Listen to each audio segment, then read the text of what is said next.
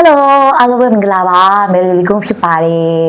Hello အားလုံးပဲမင်္ဂလာပါဟနာပါ ဟုတ်ကဲ့ပါဒီဗီဒီယိုလေးမှာတော့ကျွန်တော်တို့မြန်မာလူပဲပြောပါမယ်ဗမာစကားသုံးပါမယ်ဘာလို့လဲဆိုတော့ပြောချင်တဲ့အကြောင်းအရာက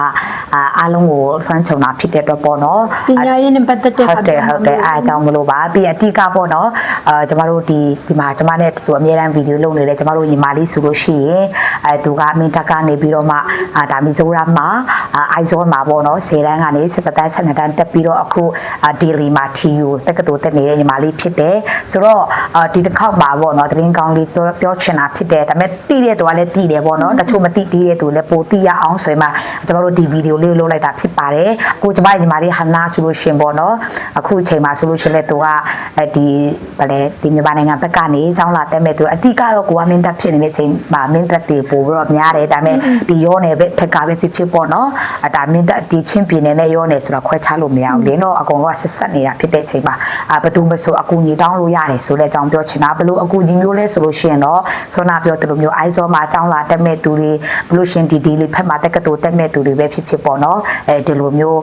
မင်းညာချင်တာတိချင်တာရှိလို့ရှိရင်အများအားမင်းညာလို့ရတယ်ဆိုတဲ့အကြောင်းပြောချင်တယ်ပြီးတော့တခုသူကကြတော့ဒီ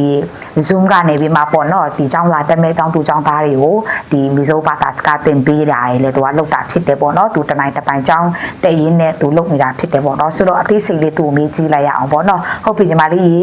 ဒီ iZone မှာရောက်လာတဲ့အချိန်မှာပေါ့နော်ညီမလေးဘယ်လိုအခက်အခဲတွေကြုံခဲ့ရလဲဆိုတာအရင်ဆုံးပြောပြပါအောင် Okay ညီမလေးကကြတော့အိုက်ဇောရောက်တဲ့ချိန်မှာ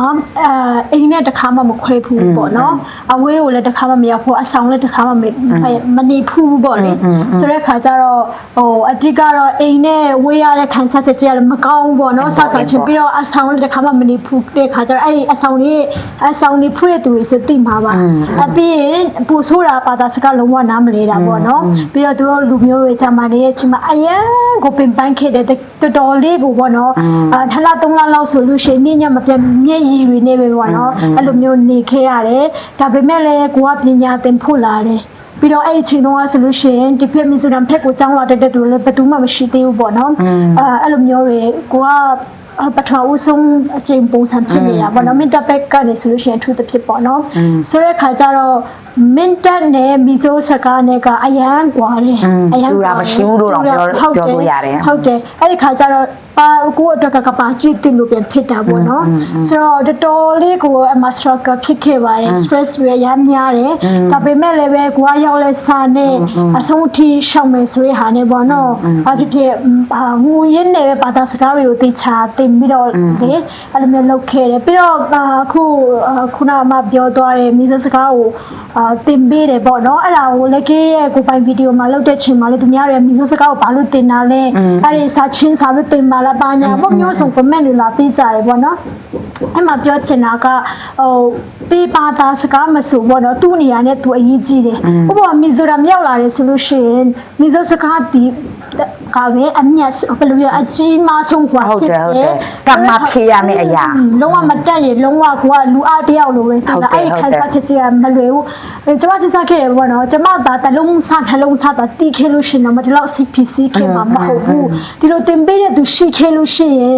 ဒီလောက်စိတ်ဖြစ်စီရမှာမဟုတ်ဘူးဒါကြောင့်မလို့နောက်တစ်ချိန်ကြာလို့ရှိရင်တော့ကိုလို့ပေးမယ်ဆိုပြီးမှတွေးခဲ့တယ်အဲ့ဒီကလေးကလေအဲ့ဒါကြောင့်မလို့လေဒီဟာကိုလို့ရချင်းဖြစ်တဲ့ထိုးတစ်ဖြစ်တစ်ဖက်ကိုဆေးလာကူရင်းနေပဲဖြစ်တော့လာလူနာဆောင်အနေနဲ့လာမဲ့သူတွေမဟုတ်ရင်ဆေးကူလိုက်လာကူမဲ့သူတွေအနေနဲ့ဆိုရင်အရာအသုံးဝင်တဲ့ဟာဖြစ်တယ်ပြီးတော့အထူးသဖြင့်ကြောင်းလာတက်မဲ့သူတွေအနေနဲ့ဆိုလို့ရှိရင်လေအတိကသူတို့တွေကိုဥစားပေးမှကျမလက်ခံပေးရပေါ့နော်အဲ့လိုမျိုး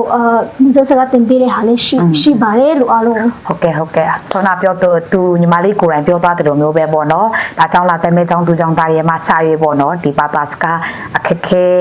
ဖြစ်တဲ့သူတွေဆိုလည်းဒါတင်လို့ရတယ်ဆိုတဲ့အကြောင်းပြီးရင်သူဒီအိုက်ဇောရောက်ခါစားမှာသူခက်ခဲတဲ့အကြောင်းကိုပြောတာဖြစ်တယ်ပေါ့နော်